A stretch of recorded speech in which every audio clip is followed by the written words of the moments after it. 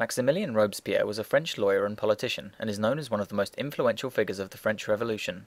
Robespierre was born in Arras in northern France in 1758 and was educated in Paris.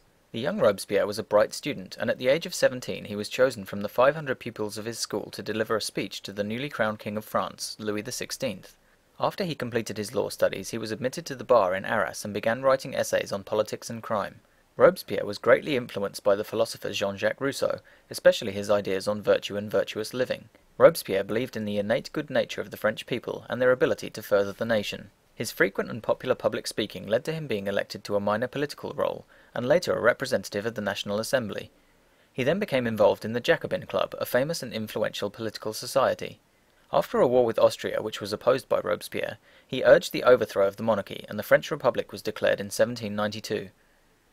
Robespierre spoke at length against the king, and Louis XVI was guillotined in 1793 after being found guilty of conspiracy and attacks on public safety. Following the king's execution, insurrections and a lack of food caused division in the country, and the Jacobins took control and had their political opponents arrested for opposing the revolution. France was now controlled by the Committee of Public Safety, which was unofficially controlled by Robespierre, making him the de facto dictator of the country. Through Robespierre's speeches and through increasing disorder in France, the committee began what is now known as the Reign of Terror, the ruthless elimination of all people considered enemies of the revolution. This resulted in around 20,000 executions by guillotine, including Marie Antoinette and the leading chemist Antoine Lavoisier, and another 25,000 deaths from firing squads.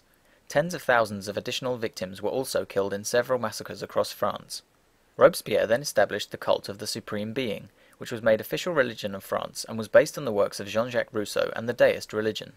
Robespierre's introduction of the Decree of 22 Puerile, where executions were then carried out without trial, led to his downfall as the French people began to question his rule, and the other members of the convention conspired to overthrow him.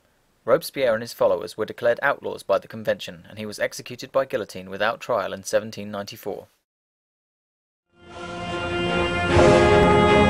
There was a time when Robespierre had pushed for a constitutional monarchy.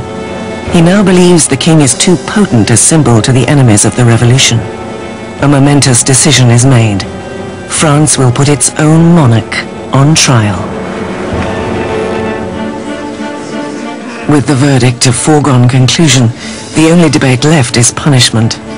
The moderates, led by the Girondins, call for sparing his life, which isolates them in the convention. The Girondins really crystallized as a faction in the convention over the debate over the king, because while they certainly wanted a republic, they were less sure that the king should actually have to die. But the debate is dominated by the Jacobins, who call for blood. Why did the Jacobins want to kill the king?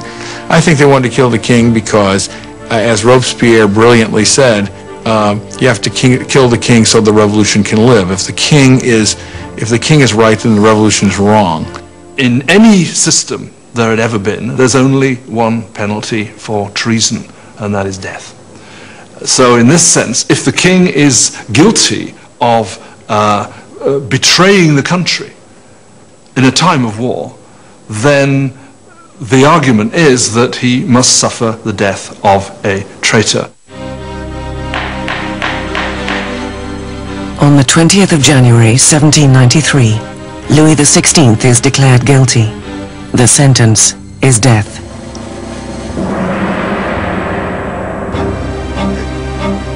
That evening, Louis is briefly reunited with his family. Calm in the face of their tears, he promises to return the next morning to say a final goodbye. He will not. He cannot bear his family's anguish, and must not weaken on the way to the guillotine.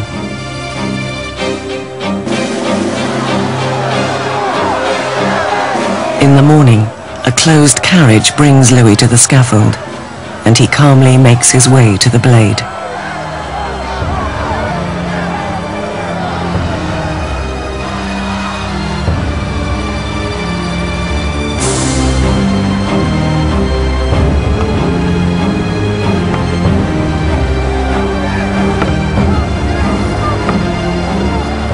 He attempts to give a speech.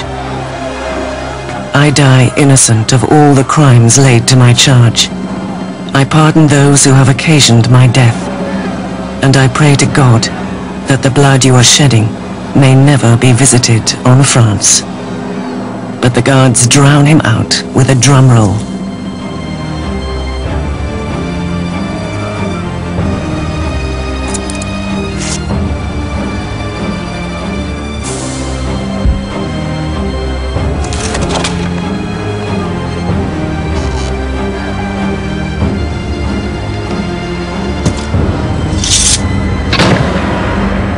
At 10:22 a.m., the king is no more.